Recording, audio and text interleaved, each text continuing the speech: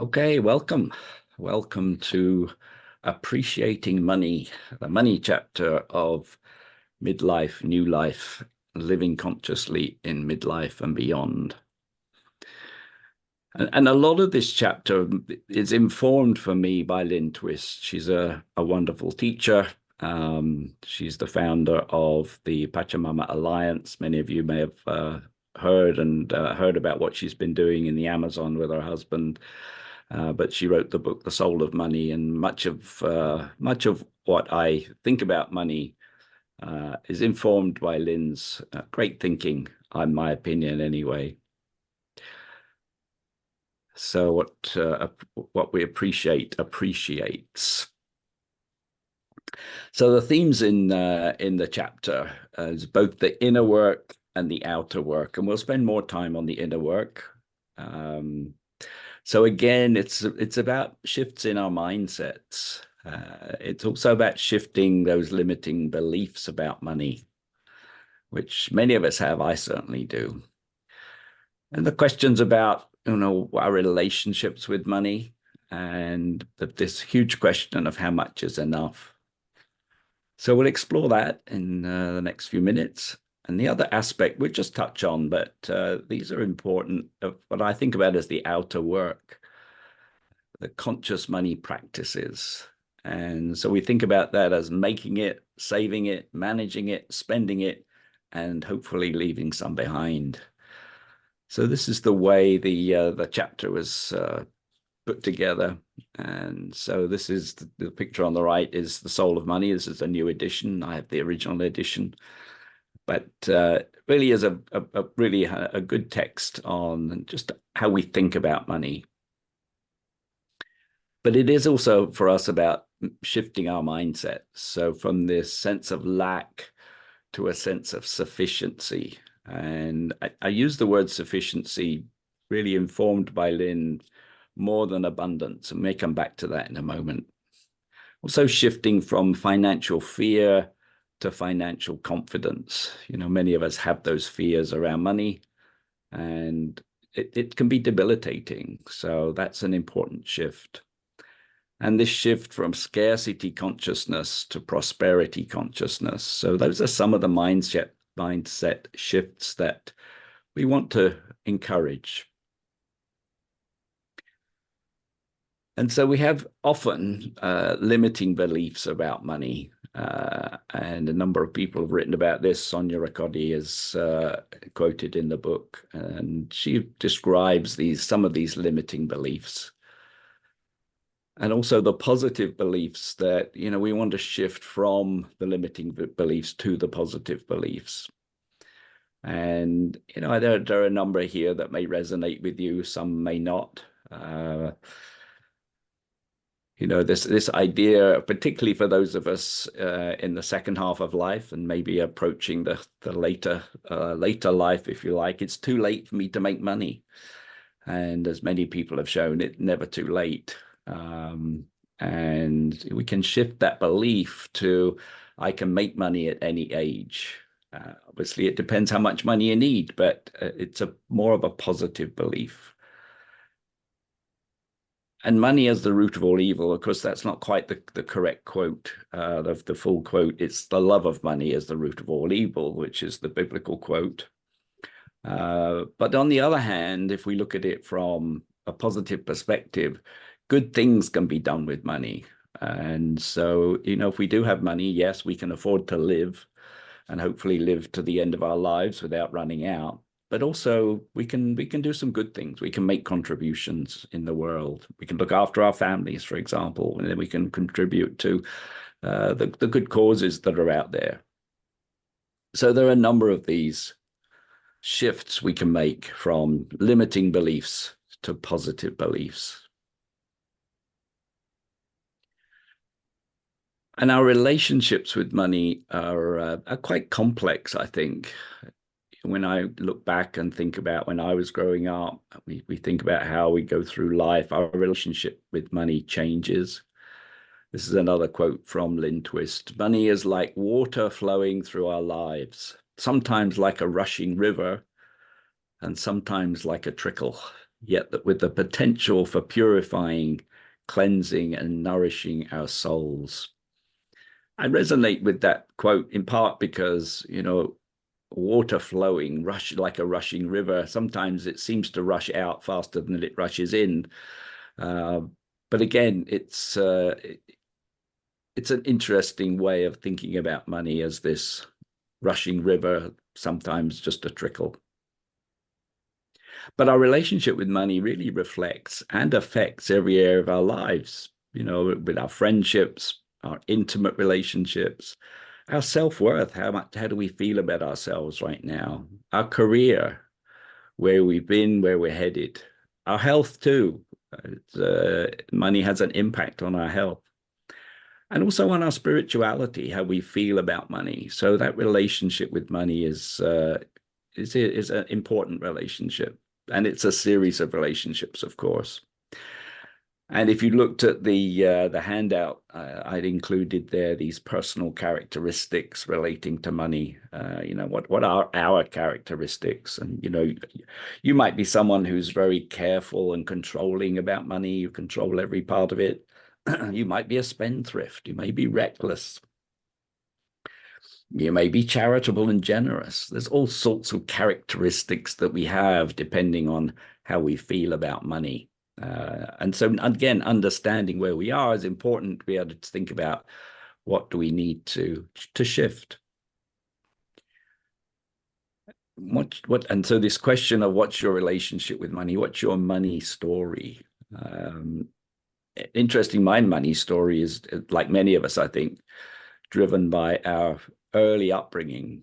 And for me, I grew up in the south of England, in Portsmouth, just after the end of the war. Both my parents were living in Portsmouth at the time, experienced rationing and bombing, and an experience that fortunately I haven't had to experience. But coming out of that, there was, because of rationing, there was scarcity. And, my father was very careful about money, how much we spend, and not getting into debt. And all of those things have determined some of my thoughts about money. And so I think we're often influenced by those early days.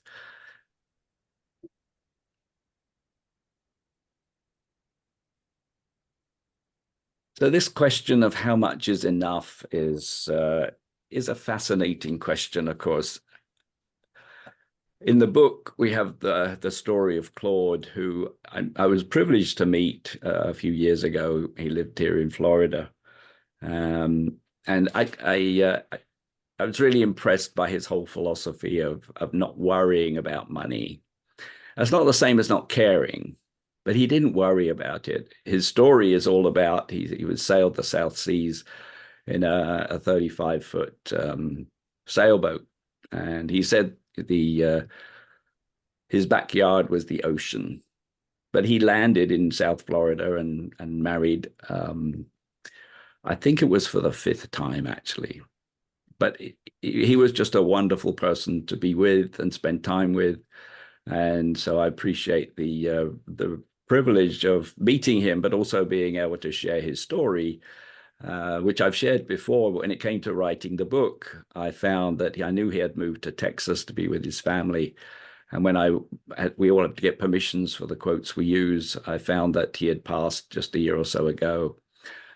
So I'm really grateful to Dana, his granddaughter, who I managed to find on Facebook, and she gave permission to include his story. So, but his whole philosophy was, don't worry about the money.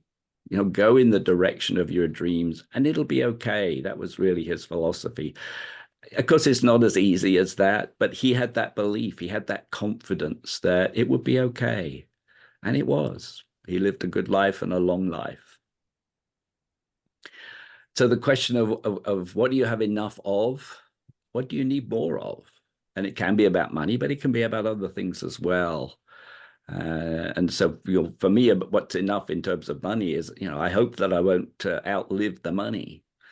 That's part of the confidence and also the fear, financial fear that surrounds us.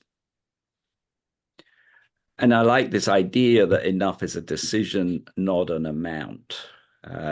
It is in some ways about an amount, but a lot of it is about the decisions we make, partly how we spend money. And I've also included the story of my paperweights, which I do have a nice collection of paperweights, but maybe I had enough. So that was a decision.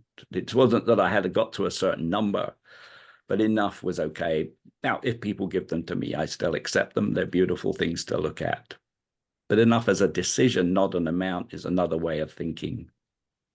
And then this shift from this sufficiency mindset or to a sufficiency mindset being much more powerful than a scarcity mindset or even an abundance mindset. And again, this is a Lindquist philosophy of looking for that sufficiency. Abundance can actually be a negative.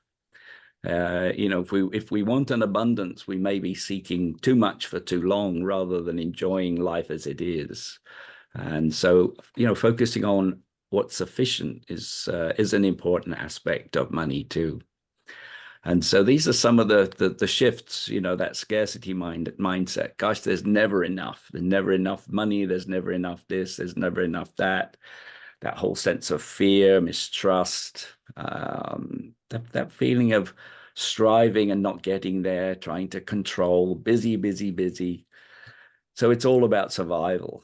Whereas if we be able to switch to that sufficiency mindset, then, we come from a place of gratitude, of fulfillment, of love, trust, respect, that feeling of wholeness, of commitment, and also feeling responsible, being resilient.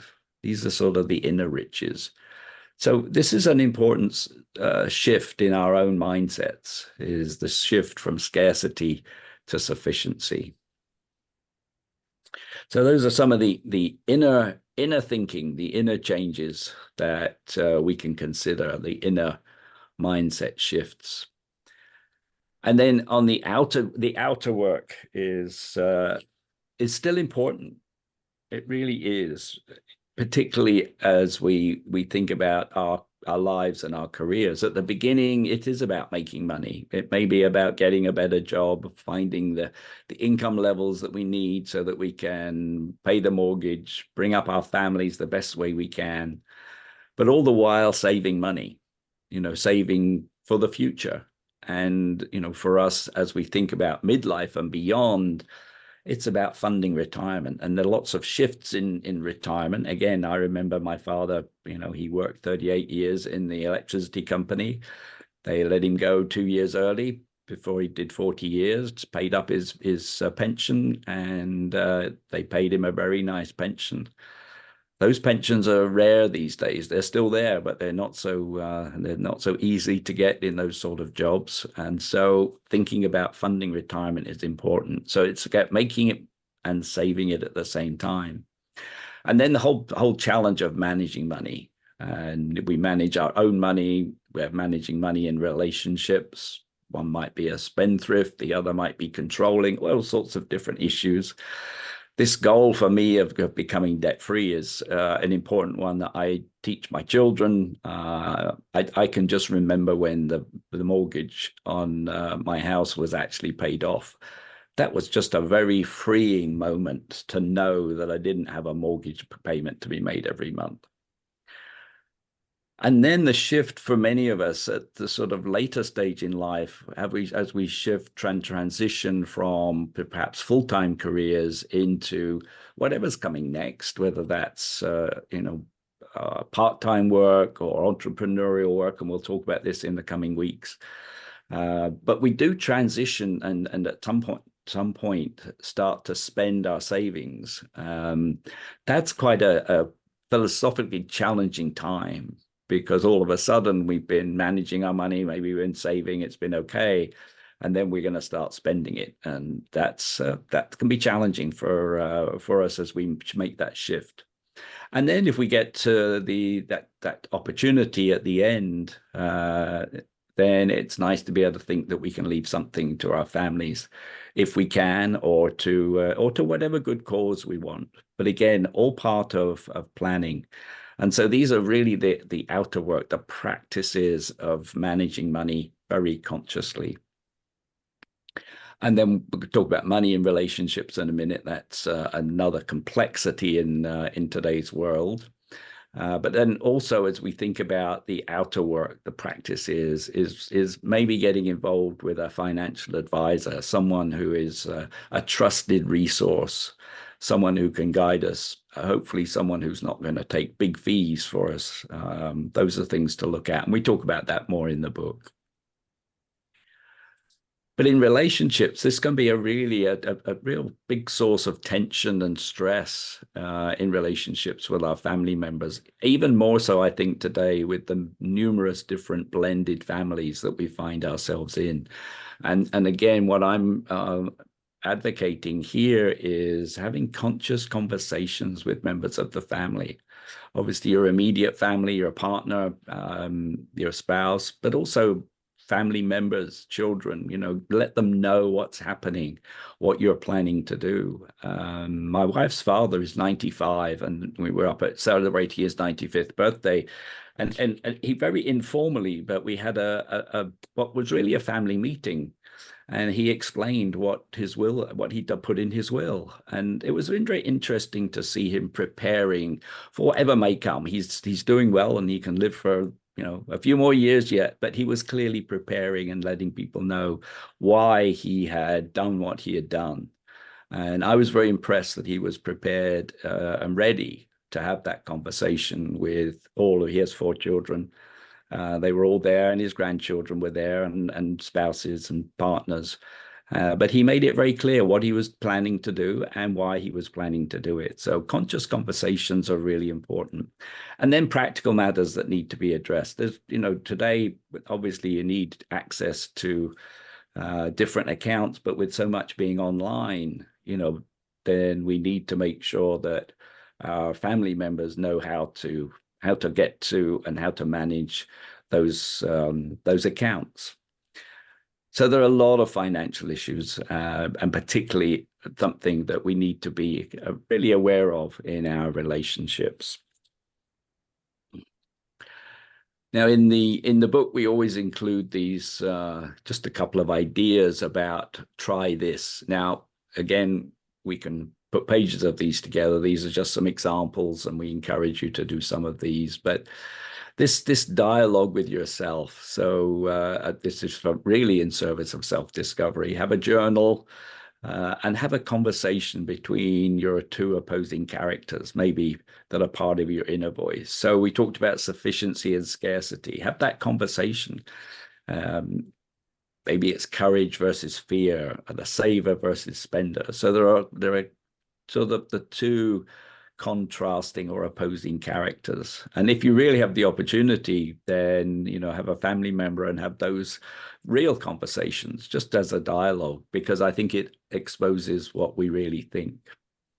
And then in terms of the outer work, then, documenting, this is all part of managing money, but documenting income, expenditure, asset information for yourself while you're alive, but also for the family after you're gone. And also explore trusted resources to support your financial future. Now, those are maybe, financial advisors, but also who's the members of the family who are going to take care of you as you go into later life and beyond.